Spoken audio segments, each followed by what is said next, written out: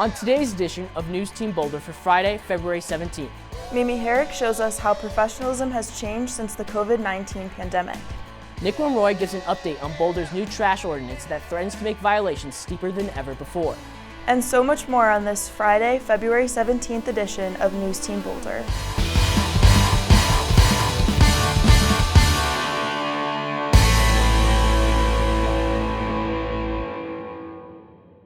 Hello and welcome to NewsTeamBoulder. I'm Ryan Zangolia. And I'm Carolyn Kelly.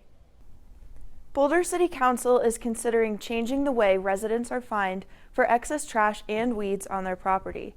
The proposed ordinance will streamline the process for code enforcement officers to issue citations to homeowners who violate the policy.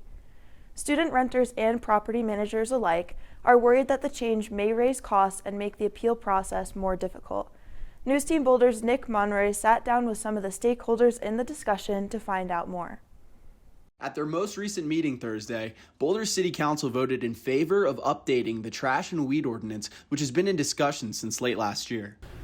Sir, Ordinance 8557 is hereby adopted with a vote of 6 to 2. Brenda Rittenauer, Neighborhood Engagement and Services Manager, says most residents will not notice the change in practice. So really it's a change in the way that the laws are enforced. Right now, they're considered criminal offenses.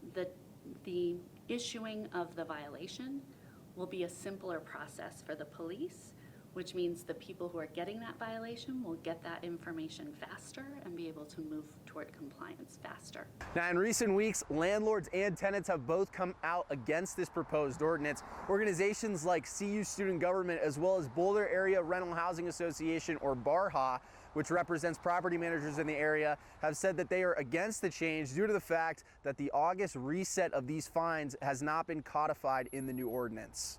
It's not written into the law because that's not a typical practice that we do at the city. We don't write how something is enforced and the practices that are used to enforce it in the law.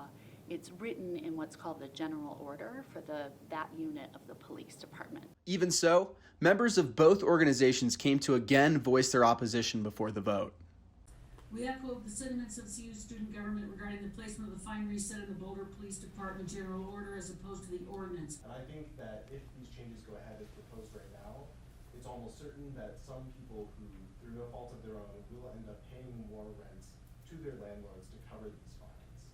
We do know that it will have an impact on students who live on the Hill because many of them are renters and many of them are new to living and caring for a property in this way. They may not have done that before. I wouldn't mind. Huh?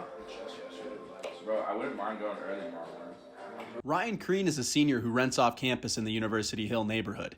His house was ticketed last year for excess trash. Last year I lived on College Avenue, which you knew is right up the street, and we shared a sidewalk with the city of Boulder. Over winter break, I left to go home and some others stayed back, and we got a violation that day, and my roommate Luke had to go and pick it up, and he was liable for all of the payments, and it was on his record, as I believe. He was a little bit ticked off, and we had to all sort it out with him over the next few weeks.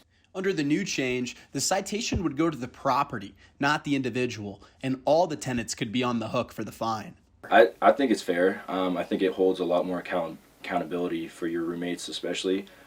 Even in the case that you have multiple units in the house and you're not particularly close with the other unit, I think it still is a good measure so you can hold everybody accountable since you're living on the same property. I think it could help. I think it'll take time though, and roommates coming together and really pushing for it, you know. Trash isn't the only ordinance you should be aware of. Noise can also be a major issue with parties, and those making some unreasonable noise between 11 p.m. and 7 a.m. will also be fined by the city.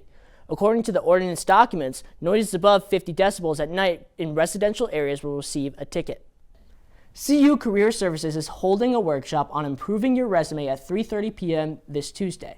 The online seminar will help students make their resumes and cover letters stand out over the competition.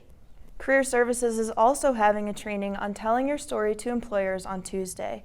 This workshop will give students the tools to properly explain themselves to employers during interviews. And for our CU teachers, the Center of Teaching and Learning is hosting an event on inclusive training this Wednesday.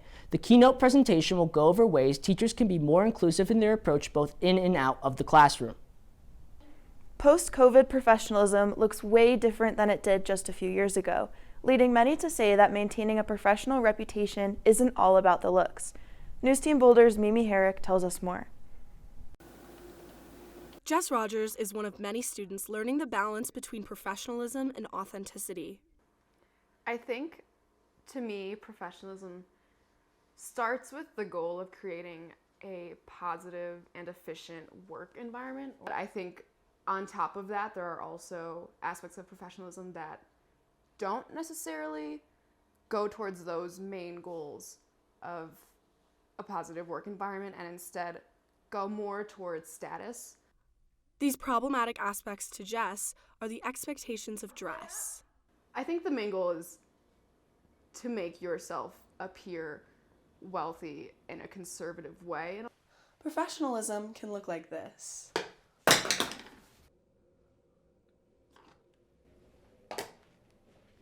Or for some, it can look like this. But it's clear that here on CU's campus, professionalism has been changing since pre-pandemic. In the professional world, I think a lot of people have decided people's worth based on these superficial things that they can pick up on, such as the way someone speaks or the way that they dress or their level of confidence. And I think all of those things may not translate as well over a video screen. Professor Elma Ramos notes some of these changes go back further than pre-pandemic. So yeah, I think changes in professionalism actually have been going back maybe 5 or 10 years, even before COVID came along. And a lot of it is, I think, rooted in how we even just dress when we come to work. And I think it's easy to mistake that with suddenly not having to be professional. Professionalism for most is something you need to practice. It's important to use college as a time for you to practice your professionalism, to really start building up what I call that professional muscle, so that when you move into the professional world, it starts to come naturally to you versus being this really abrupt change. Aligning your personal values with a company or organization's values is critical. We have a workshop called Evaluating Company Culture. And I think that's my biggest piece of advice is before even you apply for a position, especially if it's a company you're really excited about. First is being really clear on either the types of organizations you want to work for or the specific organizations you want to work for, and have a pretty short list. For Jess's sociology background, it's important to find an organization that values humanity. I know for me, one of the aspects of, I guess, professionalism that I think is good to include is sort of recognizing that humanity. And that to me is aspects of professionalism that are important and do actually provide to a positive environment. While traditional professionalism might not be your style, being respectful and mindful of those around you is key to a healthy work and academic environment. Mimi Herrick, News Team Boulder. As the world moves forward from the COVID-19 pandemic, it is still a major issue that still leaves people with a lot of anxiety. Let's head over to News Team's Jessica Periani in the Norland Library and see what she has to say about COVID anxiety.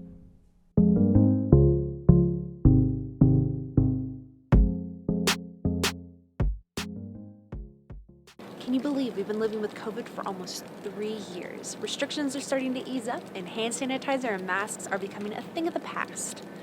However, there's still something looming over CU students, and it goes by the name COVID anxiety syndrome. I've got a 12-ounce whole milk chai. This is Jo Watts, a student here at CU Boulder, but also a barista at the Laughing Goat in the Norland Library, dealing with COVID anxiety constantly while making drinks left and right for students and staff. Oh, it's so uncomfortable. It's one of those things where you almost want to take a step back instinctually, but it also feels very rude to do that. So you kind of just have to wait it out, maybe lean a little bit. But especially if you're not wearing a mask, it's that weird line between the customer service and also I find that to be a strange thing to do, to just cough right in someone's face, but.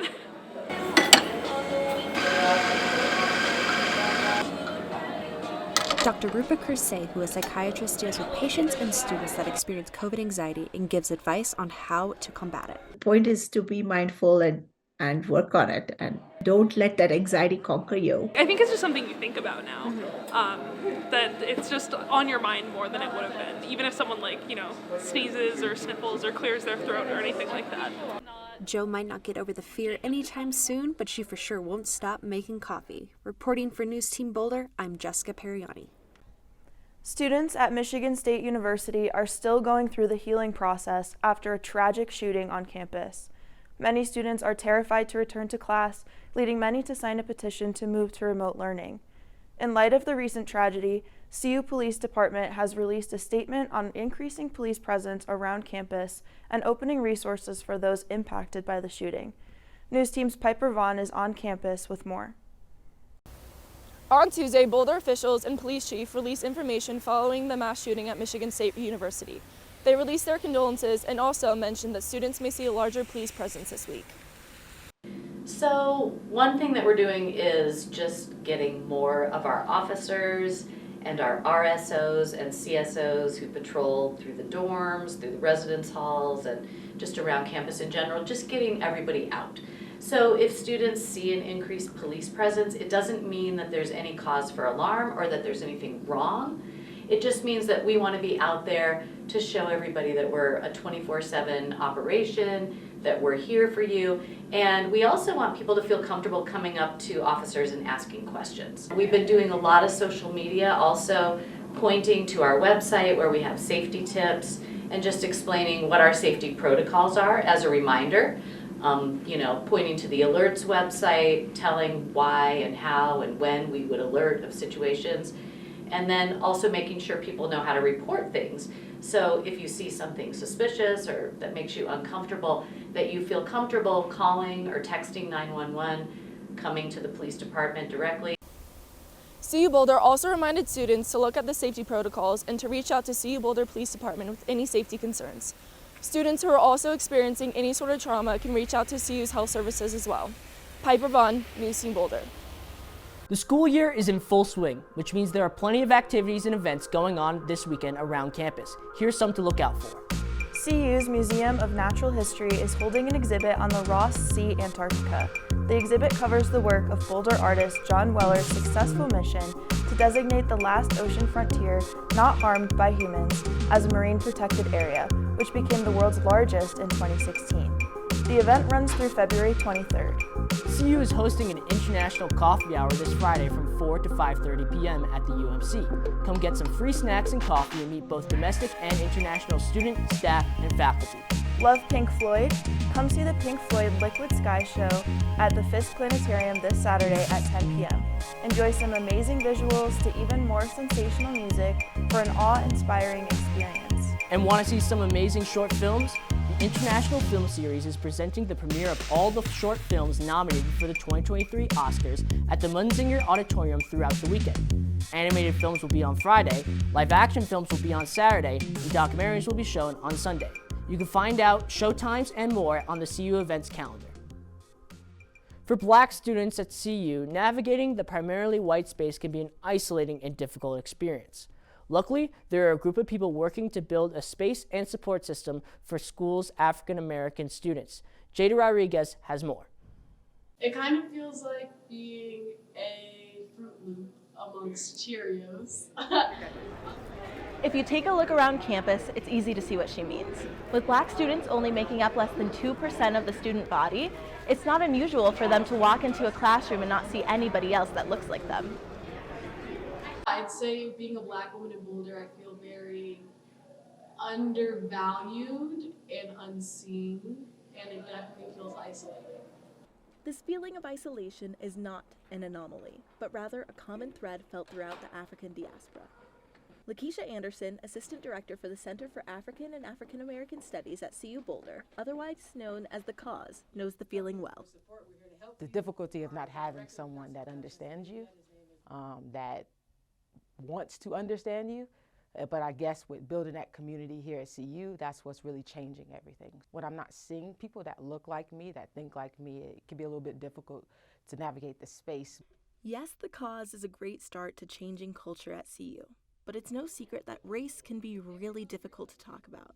but talking about it and being curious and not making assumptions is the most important step to tackling systemic racism. Yeah, let's just be more open to conversation. I feel like, especially when it comes to race, people get so anxious and worried about saying the wrong thing, but I think sometimes you have to say the wrong thing so that you know that it's wrong, rather than just assuming the worst. Though the cause can't be a band-aid for generations of racism and ostracization felt amongst the Black community, it is hope for the future.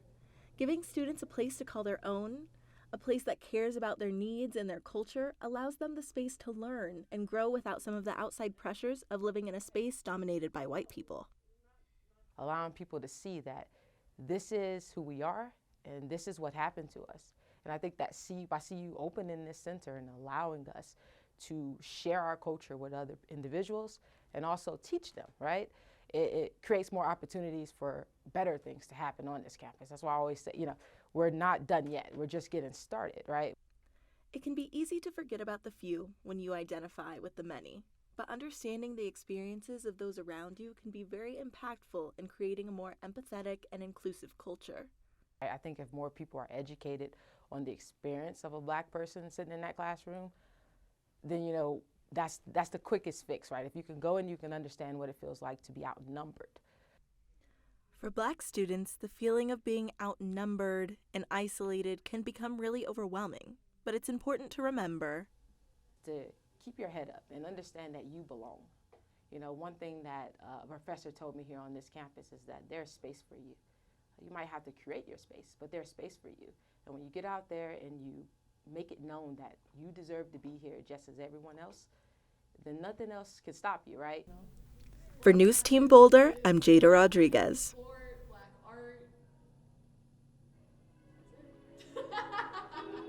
Will it snow again this weekend? We'll give you a look ahead at the weather after these messages. We'll be right back.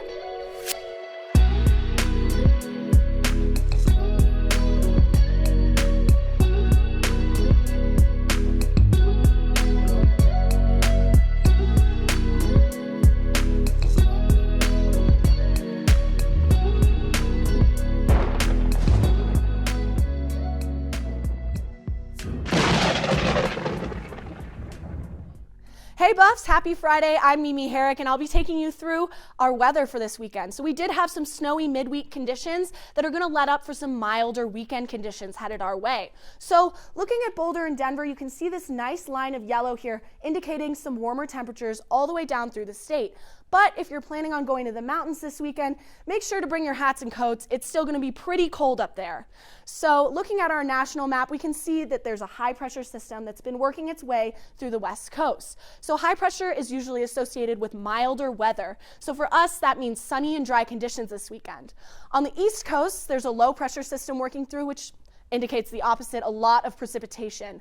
So if we're looking here down at the southeast, you can see this big rainstorm, and as you move up north here, you can see freezing rain and snow. So tomorrow, we're gonna have a warm Saturday, perfect for lounging around outside, be outside, wear your t-shirts, it's gonna be great. But if you are planning to go out on Saturday night, make sure to bring a jacket because of this low 30 degrees here. It's gonna get pretty cold at night. So for our 4-day forecast, temperatures are gonna stay pretty warm this weekend. So with today, we have this 51-degree high. Tomorrow, 50 degrees. On Sunday, as you can see here, it's gonna be pretty windy. So it's gonna bring the temperatures down a little bit. Make sure you have a windbreaker. And on Monday, we are back into our 50s with a high of 54.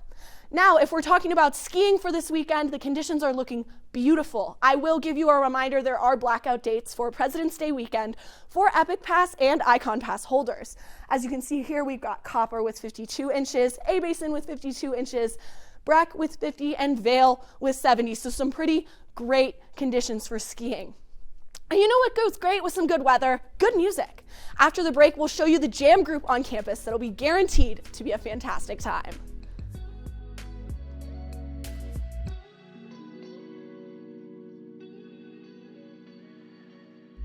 Up next, News Team's Tessa Stigler fills us in on CU's Jam Society and how the students of different backgrounds are finding a shared community through music.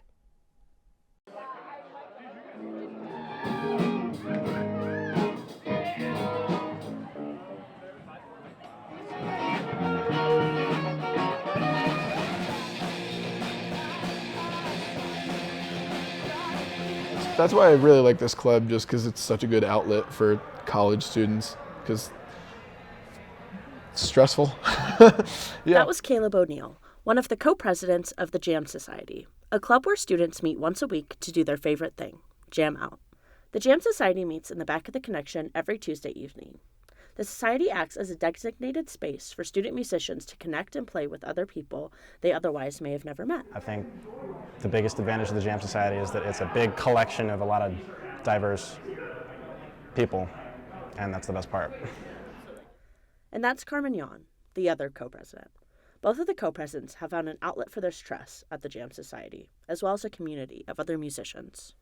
Both STEM majors, Carmen and Caleb, have a lot going on, but each week they make their way to the back corner of the Connection, connecting student musicians with other student musicians. They're super cool. Like, the club attracts a certain kind of person, and that's the person I want to be around. And for a lot of those people, the Jam Society is their first time playing in a group setting, which can be pretty intimidating. That's why Caleb and Carmen are there. Don't be afraid to mess up. Like, just be confident. There are no wrong notes. It's really just all about confidence. Confidence. Writing your own music, whether solo or in a jam session, has shown improved emotion processing, as well as a boost in self-confidence and self-expression. Some studies even argue that music can help reduce stress and depression, an issue that affects 1 in 3 college students, according to the Mayo Health Clinic. Academically, I have made some sacrifices for playing music. Like, I definitely could have studied a lot more for exams and stuff, but I think playing music, listening to music in general has had an overwhelmingly positive impact on my life. It's crazy the connection music can make between people. Like, you might not have many similarities in life, might be from totally different places, totally different upbringings, but like, you both like Fish or the Grateful Dead, and then you bond over that, and yeah. It's a nice little family. Yeah. So if you're feeling a little stressed 5 weeks into the semester or in need of a little bit of fun, come down to the Jam Society. Dance or sing it out and find your community. This is Tessa Stigler for News Team Boulder. Well, that's all the time we have for today's edition of News Team Boulder. Please join us next time on Friday, February 24th at 4 p.m. right here on the News Team Boulder YouTube channel. Thank you and have a wonderful weekend. Stay safe, Boulder.